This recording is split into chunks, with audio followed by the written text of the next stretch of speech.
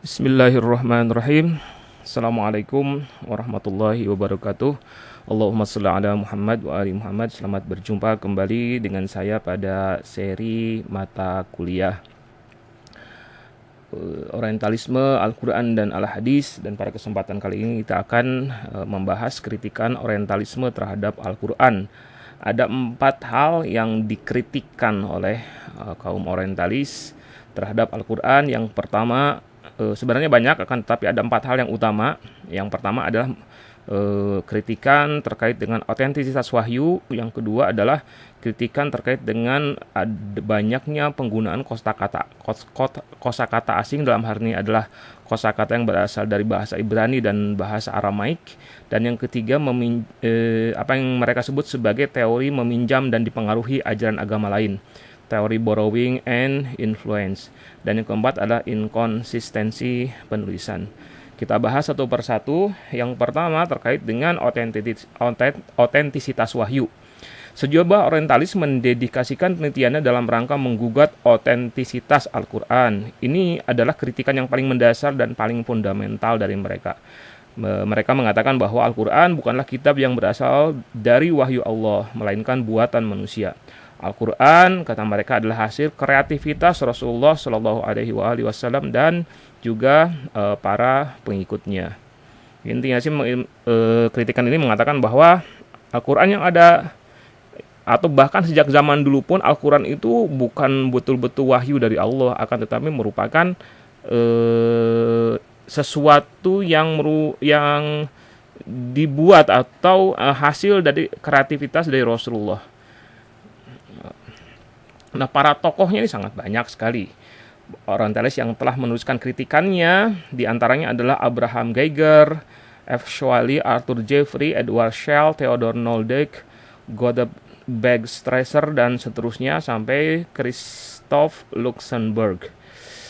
Dan apa yang telah dituliskan oleh kaum orientalis itu ternyata dikutip dan dikembangkan oleh sejumlah sarjana muslim yang cukup terkenal. Di antaranya adalah Nasr Abu Zaid. Abu Zaid menulis, sudah diterjemahkan ke dalam bahasa Indonesia, menulis bahwa ditilik dari sejarah pembentukannya, sejarah kodifikasinya, Al-Quran itu menurutnya bukanlah sebuah kitab suci yang sakral.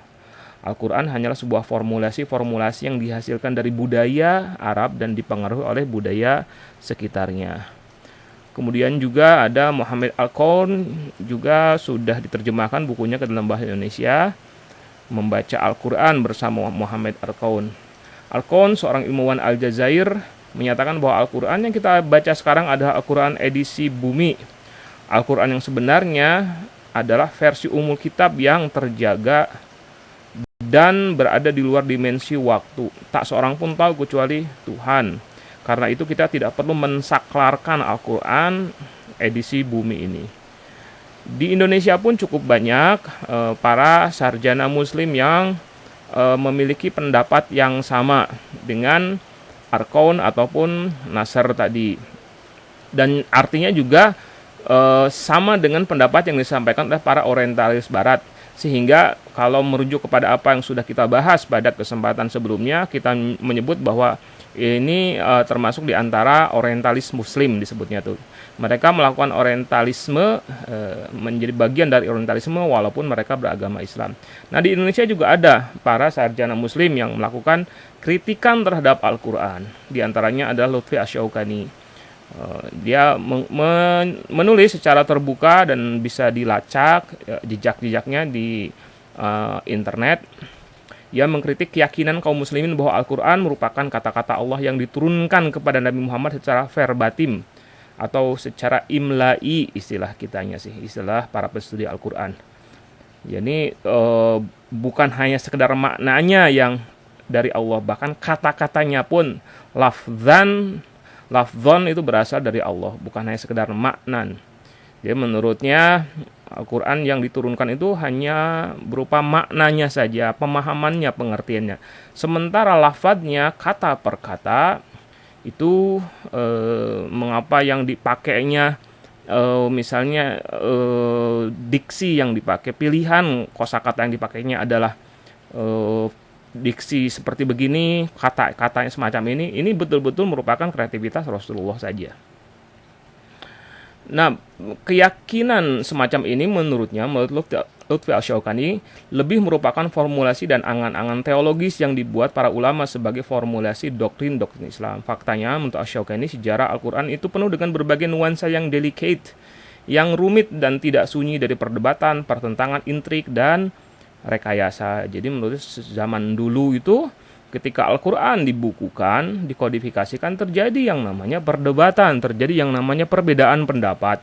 Dan perbedaan pendapat, perdebatan itu adalah hal-hal sifatnya manusiawi. Ketika penyusunannya sudah melibatkan perdebatan, maka itu menurutnya dipastikan bahwa Al-Quran yang asli sebenarnya tidak seperti begitu. Itu adalah Al-Quran versi manusia saja. Sesuatu yang dibuat oleh manusia sehingga memang akhirnya bisa diperdebatkan.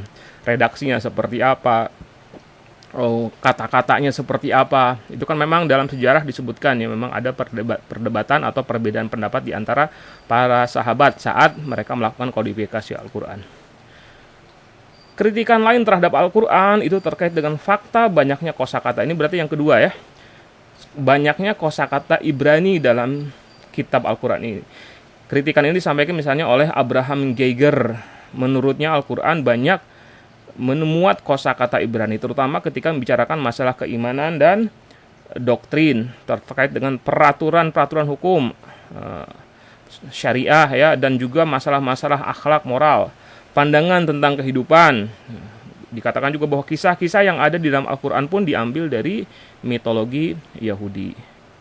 Geiger dalam hal ini juga selain mengatakan bahwa Al-Quran itu banyak meminjam atau menggunakan bahasa Ibrani, terinspirasi oleh apa yang dituliskan dalam bahasa Ibrani, Geiger juga mengatakan bahwa apa yang dilakukan oleh Rasulullah itu keliru, karena ketika dia mengambil atau mengambil inspirasi dari kitab suci berbahasa Ibrani itu, Rasulullah dianggap salah memahaminya. Dan akibatnya karena salah memahami, maka Rasulullah dianggap salah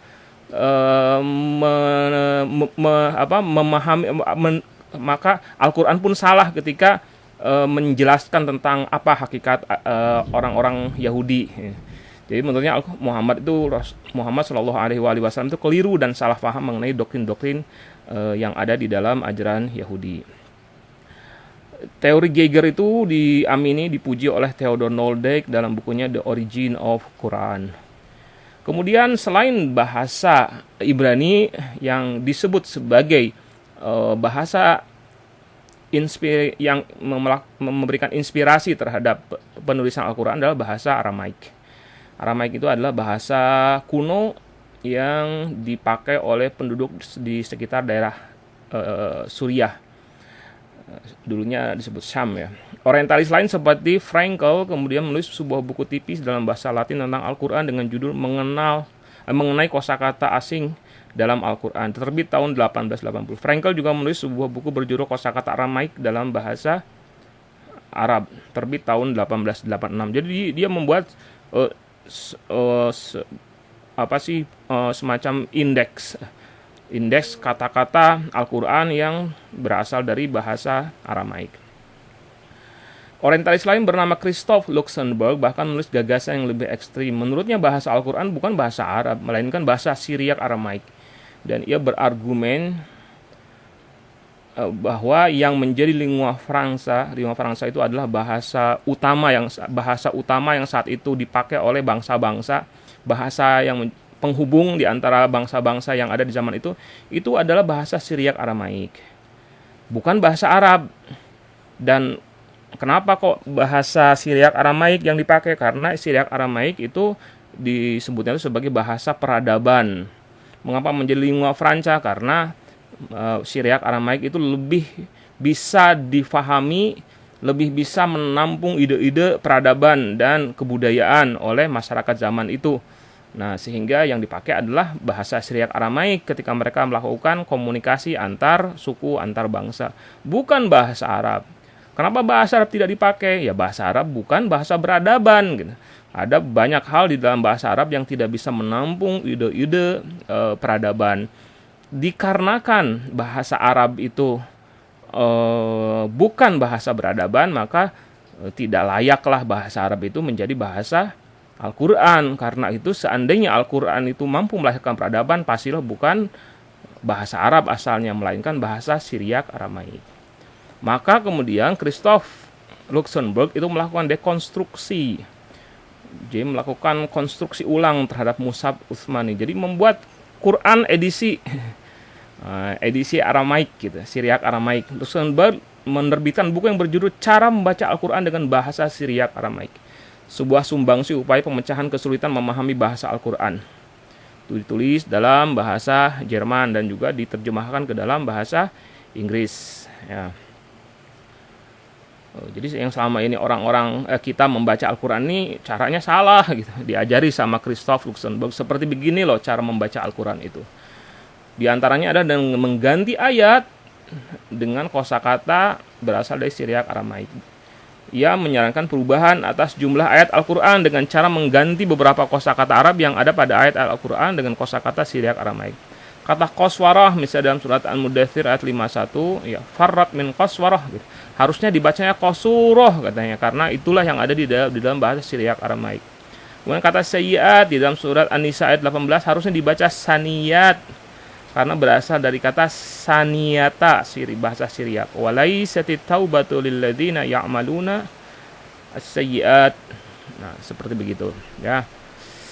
Masih menurut Luxemburg, lebih jauh lagi, Al-Quran bukan hanya kosakatanya yang berasal dari Syriak Aramaik. Bahkan isi ajarannya pun diambil dari tradisi kitab Yahudi dan Kristen Syria. Disebut sebagai Peshitta, sehingga Al-Quran yang ada sekarang itu tidak otentik. Al-Quran sekarang ini perlu ditinjau dan perlu diedit ulang. Nah, ini yang melahirkan teori ketiga, melahirkan teori yang merupakan kritikan ketiga, yaitu borrowing and influence. Mengambil, meminjam, dan juga akhirnya terpengaruhi. Pendapat Luxemburg ini merupakan penegasan atas apa yang disampaikan orientalis sebelumnya yang mengemukakan teori peminjaman dan keterpengaruhan. Sebelumnya Geiger pernah menulis Was het Muhammad aus dan Judentum aufgenommen. Kalau saya salah membaca bahasa Jerman, mohon maaf ya. Artinya adalah apa yang telah diambil oleh Muhammad dari Yahudi. Ia berkesimpulan bahwa Al-Quran terpengaruh oleh Yahudi, Kristen, dan Zoroaster. Orientalis lain juga sepaham dengannya adalah Claire Tisdale dan juga William Rudolph yang menulis Die Abhängigkeit des Koran von Judentum and Christentum, ketergantungan Al-Quran kepada Yahudi dan Kristen.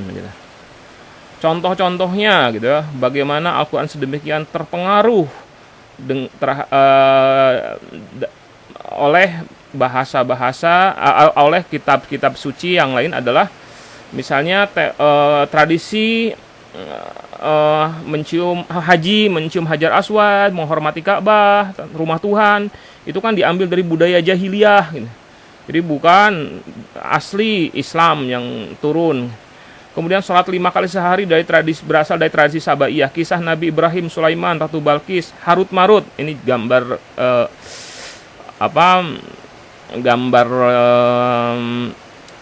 ilustrasi malaikat Harut dan Marut yang ada di dalam kitab-kitab suci Yahudi ya, dia Taurat. Kemudian kisah Habil dan Kabil itu berasal dari kitab suci orang-orang Yahudi. Kisah Ashabul Kahfi, kisah Sayyidah Maryam itu berasal dari Kristen. Kisah Isra Mi'raj dan adanya jembatan Shiratal Mustaqim di hari kiamat itu berasal dari Hindu dan Zoroaster. Yang terakhir adalah kritikan yang keempat terkait dengan ragam dan inkonsistensi bacaan Al-Quran. Jadi adanya qiraah yang bermacam-macam itu dianggap sebagai salah satu bukti bahwa Al-Quran itu lemah, dan ini dijadikan sebagai objek kritikan kaum orientalis, dan tokohnya adalah Ignaz Goldziher. Menurutnya dalam Al-Quran itu terdapat sejumlah perbedaan dalam bacaan yang diakibatkan adanya kekeliruan penulisan bahasa Arab seiring dengan perkembangan cara penulisan. Perkembangan penulisan ini disebutnya paleografi istilahnya. Ini pernah kita bahas sedikit ketika kita sedang berada dalam mata kuliah filologi ya. Jadi perkembangan penulisan atau paleografi itu meniscayakan adanya kesalahan dan ragam bacaan. Dan ini menunjukkan bahwa ketika Al-Quran ini mengalami hal yang semacam itu dan terbukti dari adanya keragaman dalam membaca yang disebut dengan keragaman qiraah, itu menunjukkan bahwa Al-Quran yang ada sekarang itu sebenarnya tidak sama dengan apa yang dahulu disampaikan oleh Nabi Muhammad SAW. Itulah keempat kritikan yang disampaikan oleh kaum orientalis terhadap Al-Quran. Pada kesempatan berikutnya kita akan membahas kritikan orientalisme terhadap al-hadis. Itu saja yang bisa saya sampaikan. Wabillahi taufiq wal hidayah. Assalamualaikum warahmatullahi wabarakatuh.